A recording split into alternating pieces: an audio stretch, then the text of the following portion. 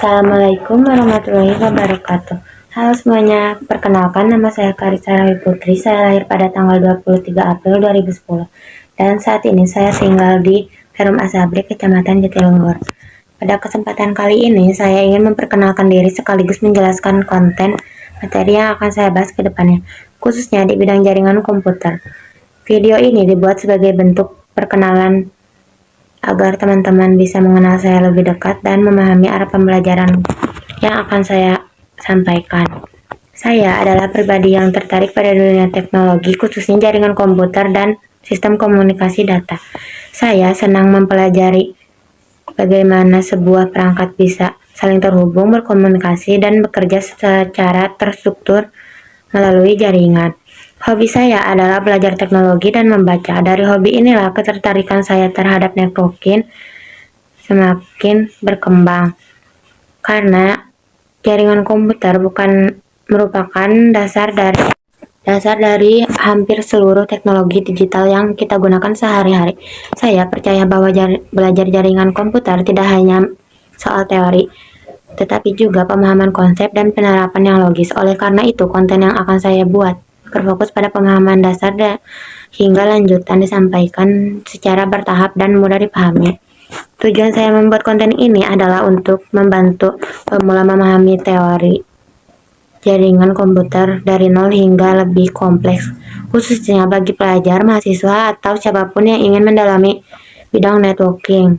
Saya berharap materi yang saya sampaikan dapat menjadi referensi belajar yang jelas, terstruktur, bermanfaat, baik untuk pembelajaran mandiri, persiapan ujian, maupun sebagai dasar untuk sertifikasi jaringan masa depan.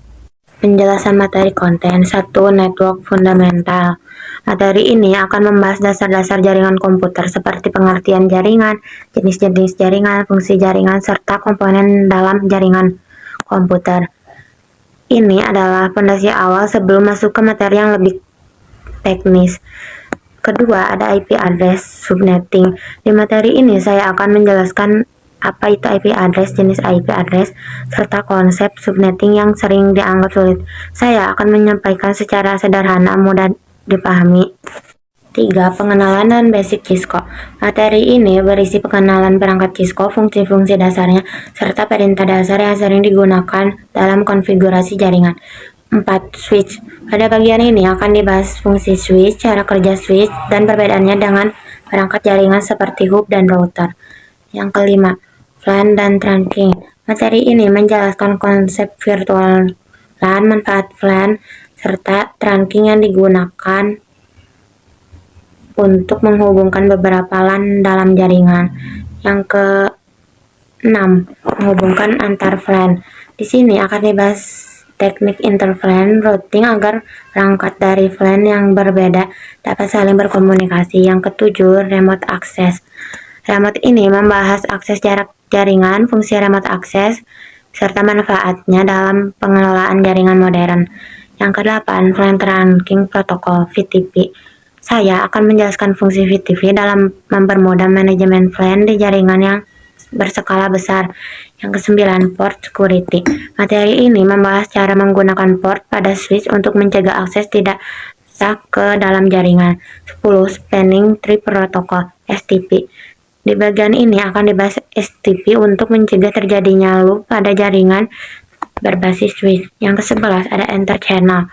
Materi ini menjelaskan cara menggabungkan beberapa link fisik menjadi satu jalur logis untuk meningkatkan performa jaringan. Yang ke-12 ada static routing. Saya akan menjelaskan konsep routing statis, cara kerjanya, serta kelebihan dan kekurangannya. Yang ke-13 ada dynamic routing (EGRP). Materi ini membahas routing dinamis menggunakan EGRP dan cara kerjanya dalam jaringan. Yang ke-14 ada dynamic routing (OSPF). Pada bagian ini akan dibahas OSPF sebagai salah satu protokol routing yang banyak digunakan dalam jaringan skala besar. 15. Dynamic Routing (BGP). Materi ini membahas BGP yang digunakan dalam jaringan antar penyedia layanan internet atau jaringan berskala global. 16. Access Control List (ACL). Materi terakhir membahas ACL sebagai metode untuk mengatur lalu lintas jaringan dan meningkatkan keamanan jaringan. Demikian perkenalan diri dan gambaran konten yang akan saya bahas. Dalam konten ini, saya berharap materi-materi tersebut dapat membantu teman-teman memahami jaringan komputer dengan lebih baik. Terima kasih sudah meluangkan waktu untuk menonton video perkenalan ini. Semoga konten yang saya buat bisa bermanfaat dan menambah wawasan semua. Sampai jumpa di materi berikutnya dan semoga sukses selalu.